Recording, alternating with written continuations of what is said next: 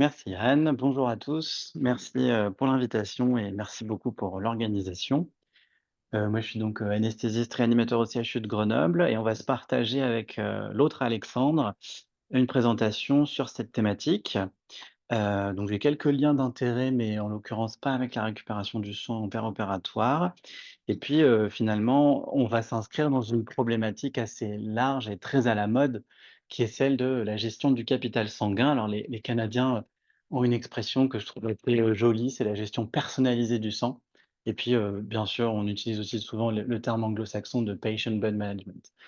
Et donc, on connaît, le la philosophie, de d'associer différentes mesures depuis le pré, per et post-opératoire pour réduire le saignement, mais aussi optimiser, la gestion de l'anémie et on a observé énormément de bénéfices pour le patient et pour la communauté, si bien que de nombreuses sociétés, savantes et même l'OMS maintenant ont inscrit le patient blood management, dans leur référentiel et en particulier la Haute Autorité de Santé a édité ce référentiel qui avait été présenté à l'ASPAR il y a 2 ans et qui, permet, de réactualiser un petit peu, tout ce qu'on faisait déjà parfois, de façon plus ou moins ordonnée et quand on regarde la partie, spécifiquement dédiée, à la récupération du sang en opératoire, donc on préfère plutôt ce terme, hein, que celui de cell saver qui est teinté de commercial. Eh bien, il avait été rappelé que certaines chirurgies étaient plus éligibles que d'autres. Évidemment, la chirurgie cardiaque, la chirurgie aortique, la chirurgie de déformation, du rachis, la chirurgie orthopédique complexe et puis finalement, toute chirurgie à risque de transfusion. Heu, c'est relativement différent donc de d'autres référentiels qu'on avait, auparavant. On avait par exemple, pu voir la valeur seuil de 850 millilitres de perte sanguine attendue. Les Anglais souvent avaient des référentiels un petit peu, plus bas avec des indications larges, dès 500 millilitres de sang attendu. Mais c'est vrai que, finalement c'est pas si clair que ça, d'être capable à l'avance de dire: «Je vais avoir un saignement de telle quantité». Donc finalement, la façon de l'exprimer est probablement plus simple. Toute chirurgie à risque de transfusion, est éligible à ce type de dispositif. Et puis, on a appris qu'en cas d'infection active, notamment, au niveau du sang, épanché en opératoire ou en cas de présence d'un cancer également dans le champ opératoire, ces dispositifs étaient contre-indiqués. Et là, sous forme d'un avis d'expert, donc avec un bas niveau de preuve, il a été suggéré que ces dispositifs puissent malgré tout être utilisés, bien sûr après avoir pesé, le bénéfice-risque comme d'habitude. Et donc je vais surtout, m'attacher à ces 2 éléments.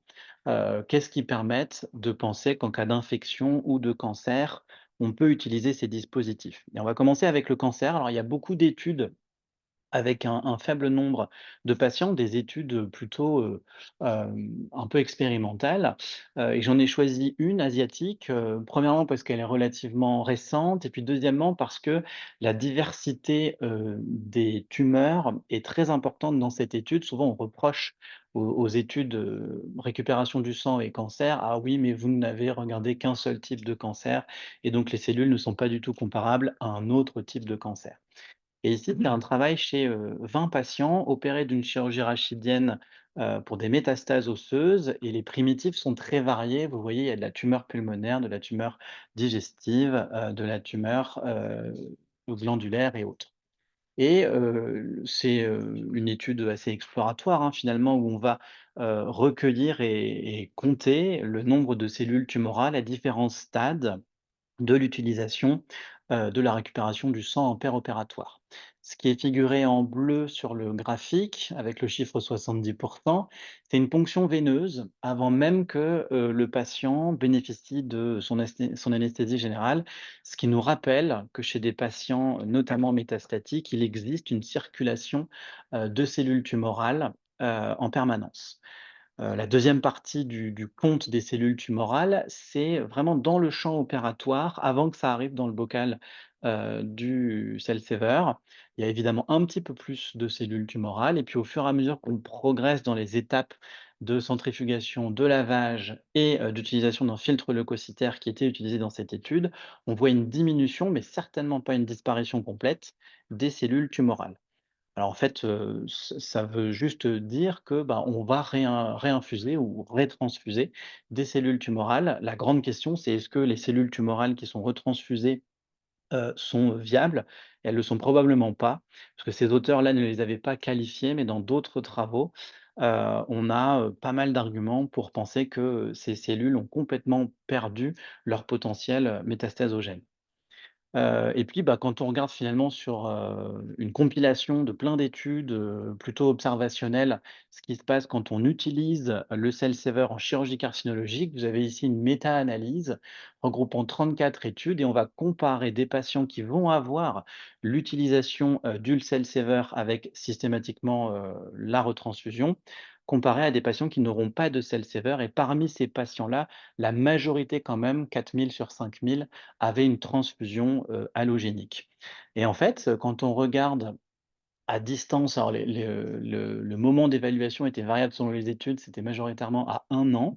Eh bien, on observe plutôt, moins de récidives, carcinologiques dans le groupe des patients qui ont eu l'utilisation du cell saver. C'est des arguments très indirects, mais qui paraissent quand même rassurants sur l'utilisation de ces dispositifs en chirurgie carcinologique. Est-ce que, c'est possible vraiment de réduire la récurrence tumorale quand on utilise enfin, quand on diminue finalement la transfusion allogénique? Bah, là encore, on n'a pas de preuves formelles, mais il y a tout un tas de travaux.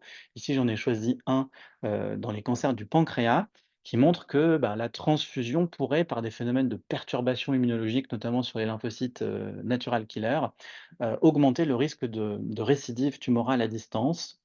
Et vous aviez dans ce travail rétrospectif une association assez nette dès, la transfusion d'un seul concentré de globules rouges avec, bah, d'une part la récidive tumorale et d'autre part la survie globale, avec la récidive tumorale. Voilà donc pour la partie carcinologique, donc aucun essai, randomisé, hein, finalement qui permet vraiment de conclure, mais un faisceau d'arguments qui plaident plutôt, en faveur de la récupération du sang impéropératoire.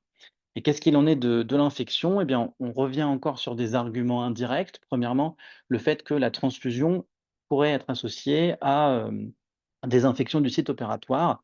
En orthopédie, il y a eu beaucoup de travaux observationnels qui, se sont intéressés à la question et qui ont été regroupés, ici, dans une méta-analyse et finalement, les résultats de cette méta-analyse étaient que, eh bien, oui, on retrouve une association statistique sans qu'on sache bien, forcément l'expliquer plus en détail, entre la transfusion allogénique et l'infection du site opératoire qui est bien sûr une des craintes numéro un en chirurgie orthopédique, prothétique. Et un peu de la même façon que, la méta-analyse Cell Saver en chirurgie carcinologique, il y a une méta-analyse qui s'intéresse, au Cell Saver, et au taux d'infection en post-opératoire. Donc attention, là, bien sûr, on n'est pas en train d'utiliser le Cell Saver chez des patients qui ont une infection active, mais juste de continuer à se poser la question, est-ce que, finalement, si je réduis la transfusion allogénique, je pourrais réduire également l'incidence de mes infections en post-opératoire? Et là, finalement, dans cette méta-analyse où c'était principalement de la chirurgie cardiaque et orthopédique, eh bien oui, il y avait une association avec une réduction, bien sûr, de la transfusion allogénique avec le cell saver, sinon on ne l'utiliserait pas, et puis une réduction également, de l'incidence des infections du site opératoire. Et on n'a pas, beaucoup plus de travaux sur la question. Si on veut aller plus loin maintenant chez des patients qui ont l'infection active, est-ce que je peux mettre mon cell saver sur une reprise de prothèse de hanche infectée, par exemple, ou sur une péritonite ou que sais-je?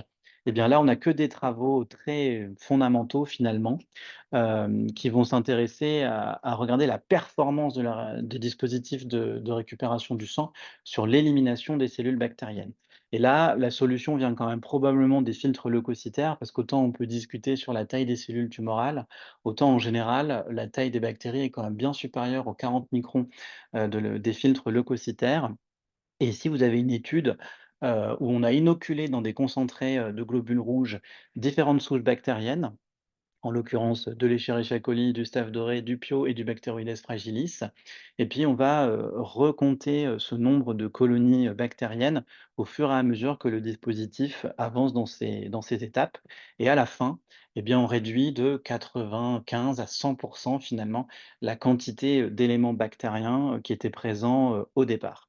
Et quand on regarde d'autres travaux, il faut aussi se souvenir que finalement, si vous utilisez le salt saver en conditions tout à fait stériles, il est en fait très fréquent de retrouver à la fin du processus, quelques colonies, bactériennes qui viennent, ben, soit de la peau qui aurait pas été complètement désinfectée, soit peut-être du fait d'avoir aspiré l'air, de la salle de bloc opératoire et donc ça ne sont que des considérations, très générales, mais on peut penser que notamment avec un filtre leucocytaire, on peut utiliser dans certains cas le salt saver, même quand on a un champ opératoire contaminé.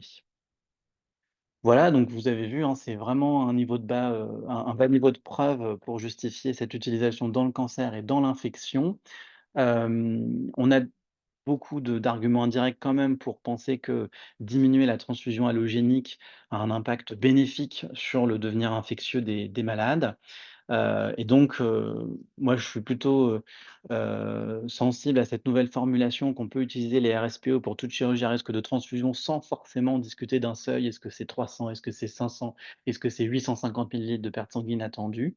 Et puis, dans les chirurgies les plus hémorragiques, mais là, on est bien incapable de donner un seuil, il ne faut pas s'interdire probablement d'utiliser, les RSPO, au moins de brancher le dispositif. On n'est pas forcément obligé de retraiter, l'entièreté du sang épanché s'il y en a pas beaucoup à la fin, mais dans certains cas, c'est donc possible et avec un filtre leucocytaire par précaution. Je vous remercie de votre attention.